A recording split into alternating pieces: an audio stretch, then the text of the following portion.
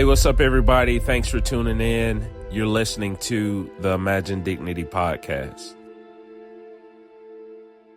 Hey, what's up, everybody? Terrence here from the Imagine Dignity podcast. Right now, I'm sitting with my friend. What's your name, bro? Danny Carrasquillo. Danny. Nice to meet you, bro. Likewise. Well, we're in Greenville, and I had no clue that I would meet you today, but I was talking to another brother, and he was kind of sharing with me that he knew you, and he spent the whole day with you, just kind of getting to know you, and he said that you're a person that had a big heart. What do you mean by that? I ain't never really been a selfish person. I do have a lot to give, whether a person accepts it or not. I like to really talk to people that listen instead of hearing. Because there's a difference between listening. listening. There's a big difference. When you listen and you're taking it in, a lot of people, when they say I hear you, it's like it's going in through one ear and coming out the other. Like they don't want to hear nothing. Like Right. They think they know what you're talking about, what you're about to say to them, but they don't have no clue. You know what I'm saying? So when a person says, I hear you, I say, oh, I hear you too, thank you. Now just, walk away, politely, But you gotta really sit and take in and absorb what a person is saying. Yes, and that's what I call listening. I know I have a lot to give because I've learned a lot throughout my years. How old are you, bro? I'm gonna be 54 on the 22nd You're of 50? this month. Oh, your birthday is coming. 22nd of Well, October. if I'm not around you, man, happy birthday, bro. Thank you so much. No, for real, bless. Thank you. Yeah, Thank you. because I'm taking in what you're saying. I'm listening to you. And it's deep because we're talking about homelessness in the state of South Carolina, and we're talking about homelessness specifically in Greenville. And sometimes when you don't have an address, you aren't heard or listened to. And that is so true. I came out here from Connecticut. We were supposed to be with my friend's brother since June 4th. We haven't even heard or seen him. Right. I'm family oriented. It made me cry to see my lady friend when she's sleeping because I could see the pain in her eyes. I'm from the south side of the Bronx. Yeah. I was in Connecticut for about 17 years, doing well way before I knew her. I know what it is to be up. Yeah. I know what it is to be down. I know what it is to be in the So middle. you had a house? We both had somewhere to stay, and we gave it up to move. To be with her brother. To be closer to family. What's a normal day like being unhoused in Greenville? Like when I wake up, the time, I might go to Triune, see if I got any mail, because I use them as a mailing address. Oh, yeah. So there's a church that actually offers you a mailbox. Shout out to that church. Yeah. And what's the name of it again? Triune. That's big, man, because one of the things that you necessarily need, it's a necessity, is an address. Everything's tied to it. You need an address to get a job, to receive vital documents, to get mail, to apply for identification. Yeah. It's so many things connected to an address, man. What do you do next? They got a soup kitchen. Okay. What kind of food do they pass out? Some good warm food, man. Warm food? Soup, salad. Do they feed all day? 11 to 12. 11 to 12. So it's like a lunch? Yeah. If I get up early enough, they got the House of Hope. It's behind it, like a 5-minute walk from the soup kitchen. Yeah. And you have to be there early if you want to wash your clothes. So you can wash your clothes. You got mail. Only 3 people. Got food. Oh, three people at a time? 3 people or 4 for the day. But what happens if you need to wash your clothes and it's 15 people out there? You have to be there before them people, man. So one time we camped out there all night so we could wash our clothes. Hold on. You had to camp out all night just to wash your clothes? Just to wash my clothes, yeah. Camp out? Yeah, right in front of the place. They got showers in the same place. Okay. Most recently, man, throughout that storm and everything, Helene. I almost cried, bro. I took a shower after because every time I went, there was no power. Oh, wow. I had about 12 days without taking a shower. I was trying to offer people money to let me take a shower in their house real quick, 10 minutes, whatever. Right. But I don't know too many people, Yeah. But when they opened up the electricity, everything, I took a shower, brother, and I couldn't. And it was emotional. It was very emotional. How much dirt I had to literally lather up real hard 3 times. Yeah. And I had one of them scrunchies and I'm scraping myself and everything. Yeah. And the amount of dirt that came out of me, tears came out my eyes, man. Yeah. Because I could go home right now and my nieces own their houses. My sister lives next to them. Yeah. They said I cannot bring my lady friend with me. Now, I'm not gonna leave out here to the wolves. Bro, I want to thank you, man, for, I feel this sense of loyalty from you. Because there are a lot of people, man, who turn their back on people for whatever reason.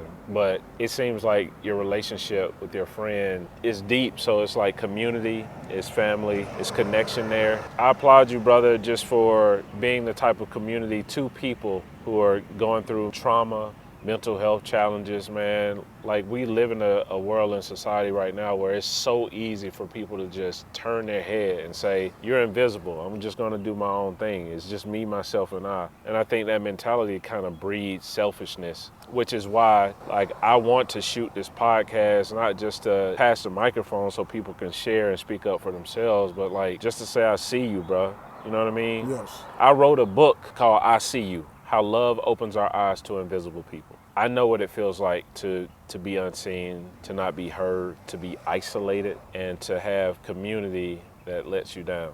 But I just applaud you for being the type of community, even to people who you feel like are your family while you're going through your own suffering. That's deep, bro. Yeah, you know, it's like my sis said, I'll send you a bus ticket right now, I'll send you a plane ticket, but you can't bring her. I said, that's not an option, and I hung up on her. She took a chance, and we left her home in Connecticut to go to New York.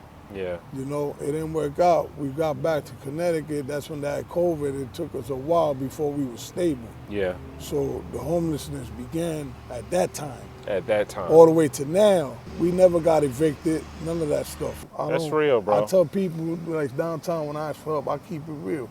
You know why people look out for me? Because I keep it real. If I ate, I'm not gonna say, hey, can you help me get something to eat? I'm gonna ask them, I'll say, listen, if I tell you the truth, will you honor my request? That's just how I come at them. Listen, I'm not gonna tell you I'm hungry or not.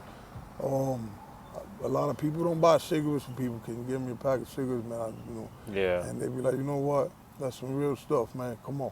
And Yeah. they'll get it. You know what Yeah. I'm saying? If I needed a beer, just one beer, I'll say the truth. And a lot of Yeah. people honor that because I Which, speak you know, the many truth. people have told me, like, either cigarettes or a beer every now and then will help them to cope with the stress of just being outside. Downtown, people do throw their nose in the air when they look at you, right? And So, I politely Like, tell in you, this city, yeah, right up there on Main Street. what's the most dismissive thing a person has done to you while living on the streets here in Greenville? It happens a lot downtown when they look at you and they act like, Like look down on you? yeah. Like mean yeah, like, faced you know, it like, and yeah. And I say, listen, I don't want no sympathy, ever. Empathy, I'd rather you give me some Hold on. empathy. You can't, because you dropping bars now, Yeah. man. You say, I don't want sympathy, I Nah, want empathy. I don't- What does empathy mean to you? Because you have to be able to see what or been through what I've been through, or seen, or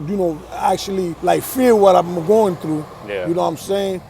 But Like- it's more like went through it. Yeah. You know, to me. Yeah. But Or you know, feel it in your I tell heart, people, right? if you're not gonna put your hand and help me up, keep walking. Yeah. Don't throw your nose in the air. It's Yeah. not right. You know, there's a God up there. I'm gonna tell you this story very quickly. This was downtown. A guy had a Lamborghini, and I was like, wow, that's a nice car. About 200,000. It's about 300, whatever, right? I said, yo, can you help me out, man? And he was like, if you watch my car, they went in the bar.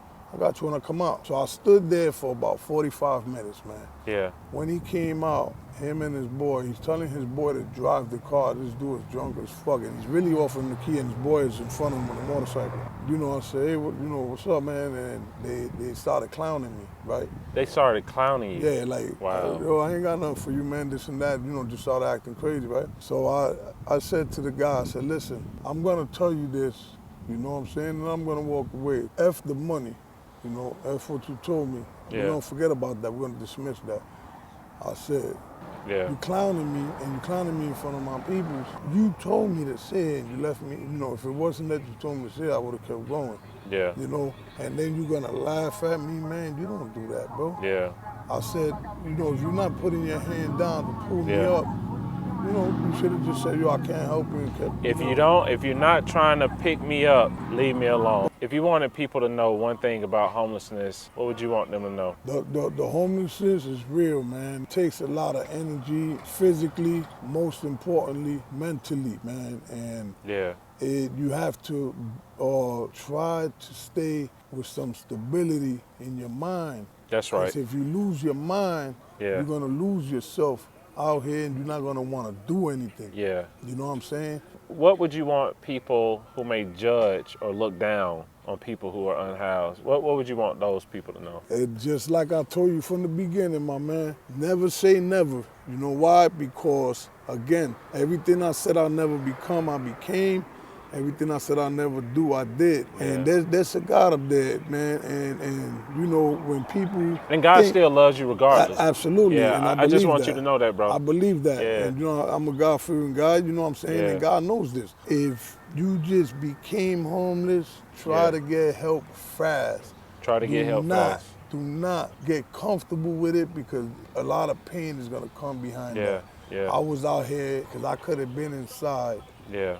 Inside the gym in that shelter, but because they didn't allow women, I was outside for that storm. But that being said, homelessness is absolutely no joke, man. It's no joke. It breaks you down mentally, man. Yeah. If you don't have some type of like force in your mind that you know, to help you overcome, you know, separate the bullshit and the real. Like stay grounded. Yeah, stay grounded. You're gonna be on the Imagine Dignity podcast. I appreciate you being on it. Thank you so much, man. Thomas.